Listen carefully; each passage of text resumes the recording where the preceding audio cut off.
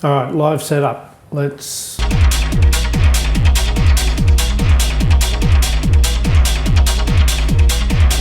Well, modular, 3 Elektron boxes, Digitakt, Machinedrum, Octatrack, Roland TR-09, PLAYdifferently MODEL 1.4, and a couple of auxiliaries of the 1.4 is the Ninja Tune Zen delay, the Eventide Space. So that's the whole setup. The Octatrack is the brain, so clock comes out of the Octatrack and clocks everything else. I use a CV.OCD to clock the modular and just standard 5-pin MIDI to clock everything else from the Octatrack. There's no MIDI messages being sent out anywhere, there's no CCs, there's no control. The controls here and in the individual boxes and the modular itself and the pedals and everything else, right? So everything's got its place, and the mixer is where things come in and out. The mixer is the brains, right? So 4 channels, we've got a kick on 1, we've got the Octatrack on 2, we've got the Machinedrum on 3, and we've got the TR-09 on 4. So TR-09 obviously hats.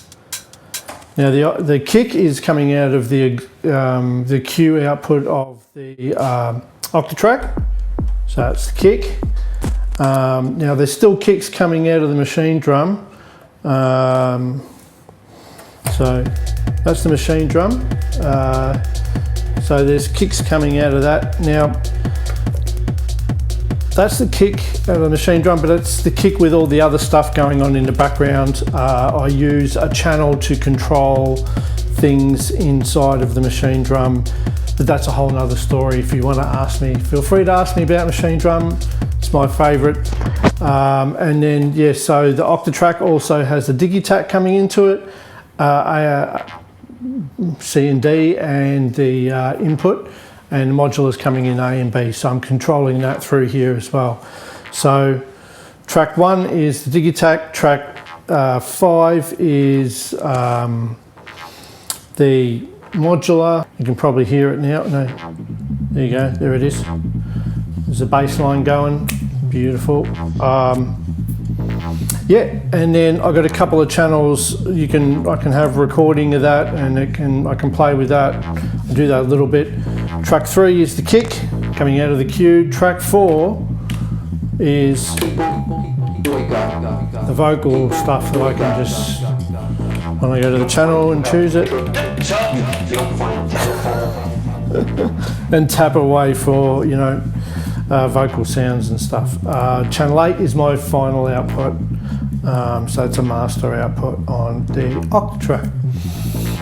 Yeah, so basically what I do is I mix all these things together and I play. So it stems from sort of, you know, how DJs work, but that's not why I did it in the first place. Why I did it in the first place is because all I could afford back in the year 2000, it might have been 99, somewhere around then. I was doing a lot of drugs back then.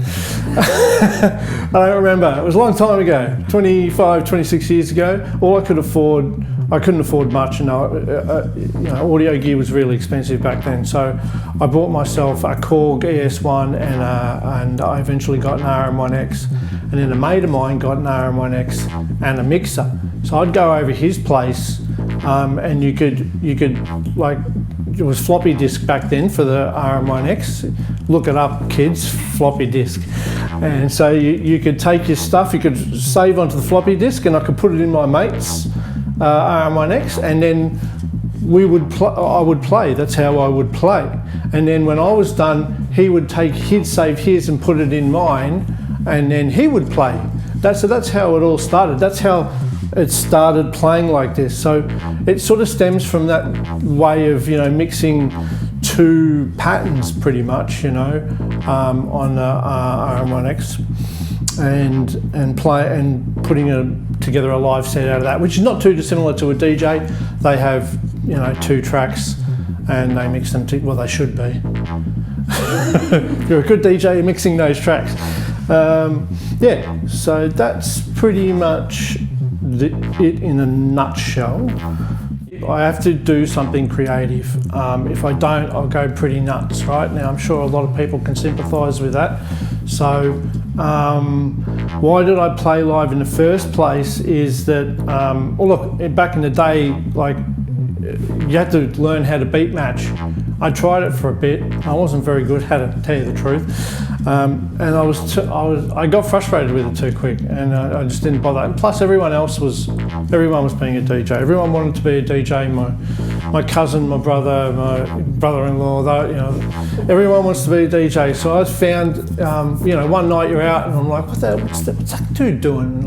Oh, you can. Oh, what's that? Oh, you can. I can play live, like with it. Oh, okay, all right. Let's go and investigate that further. So, look, like everybody, I started on a very early DAW. I started on Fruity Loops.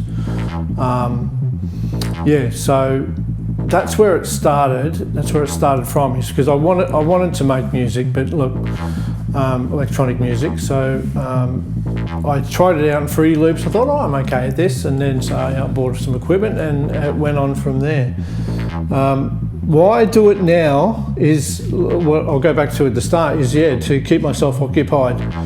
I have to do something creative, and I've always loved electronic music. If you could invent a piece of gear that doesn't exist yet, a module, a synth, what would it be? Oh, well, I've been talking about, like, because the machine drum is my favourite. A lot of the times when I'm playing it, and say if my mates come out and they're, you know, and there's a time in the night or something when they're tapping me on the shoulder, at least probably 90% of the time, what they're like, because they want to know, right, what are you doing? Like, what's going on? Why? It sounds awesome. Like, it's the machine drum.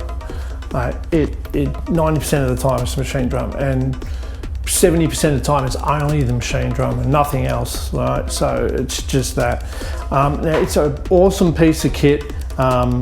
I know you can get a little add-on, a little machine where you can make it do what the new ones do, but yeah, like there's the new sequencer, and there's a bit more performance control and stuff. But look, I don't need that. I bought one, an MCL it's called. I bought one, and I don't need it, so I haven't hooked it up. I haven't bothered. I'm just working with it the way it is. But in saying that, I would love a hybrid listening electron. I would love a hybrid, sort of like the brains and the mechanics of the machine drum, with all the machines and stuff that are in there as well. But with the performance tools and the sequences of the new ones, like the performance tools on the Rhythm are great, you know, with the pads and the scenes and stuff like that. They're awesome, you know. And I'm talking about, because I've got the Rhythm Mark 1, not Mark 2, so still, yeah, so it's the performance tool. So it's like an amalgamation of those, yeah. Yeah, so that would be my little dream machine, yeah.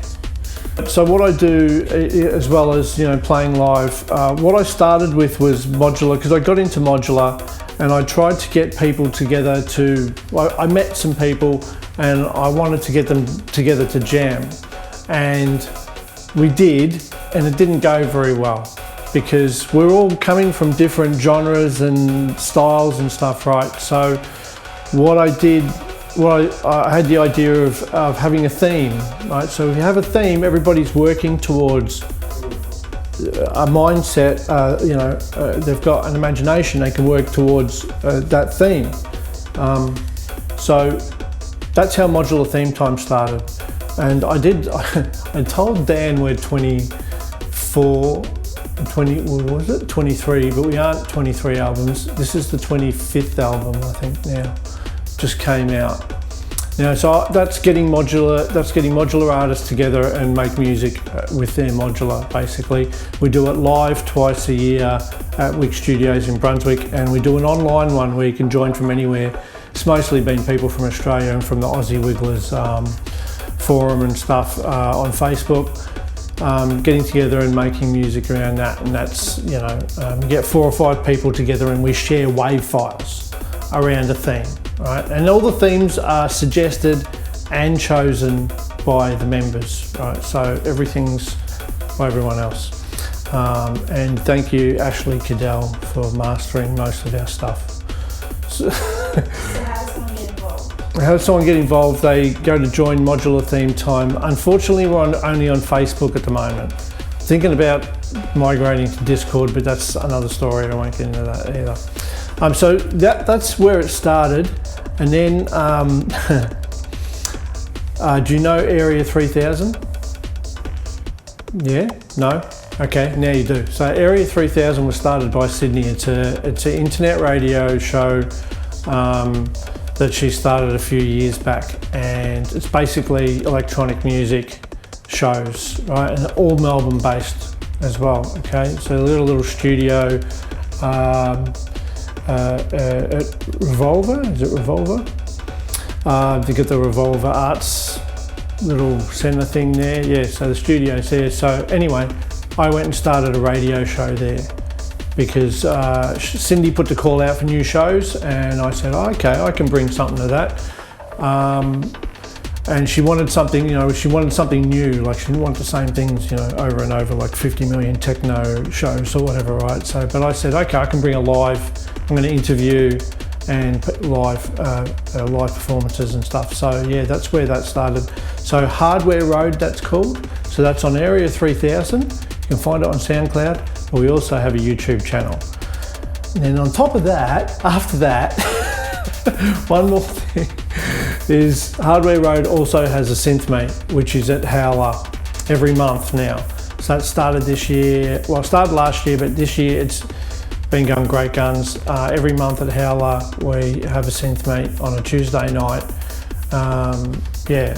So you can look that up. We've got a website now, hardwareroad.net. So you can go there and I put all the, if there's live events happening in Melbourne stuff, I put them all on there as well. So it can be a little hub for people to go who are into live electronic music, go have a look what's happening, and so I also do them as well. And then I play live on top of that as well. So yeah, I'm definitely keeping myself occupied now. Yeah. Cheers. Thank you very much for having me, guys. And yeah.